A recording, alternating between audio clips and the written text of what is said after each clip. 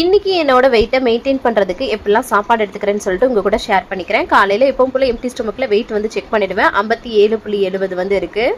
அதுக்கப்புறமா empty ஸ்டொமக்கில் warm water மட்டும் தான் வந்து குடித்தேன். ஏன்னா காலை பிரேக்ஃபாஸ்ட் எடுக்க போகிறோம்னா நைட்டு ஃபுல்லாக நம்ம வந்து வயிறு வந்து எம்டியாக இருக்கும், எதுவுமே நம்ம சாப்பிடாமல் வச்சுருப்போம். டக்குன்னு நம்ம வந்து ப்ரஷ் பண்ணிட்டு நம்ம வந்து பிரேக்ஃபாஸ்ட் வந்து எடுத்துக்கக்கூடாது. ஃபஸ்ட்டு வந்து வார்ம் வாட்டரோ ஏதோ ஒன்று குடிச்சிட்டு தான் அதுக்கப்புறமா வந்து பிரேக்ஃபாஸ்ட் எடுத்துக்கணும். ரவை உப்புமாவும் சாம்பார் வச்சு சூப்பராக வந்து காலை பிரேக்ஃபாஸ்ட் வந்து முடித்தேன்.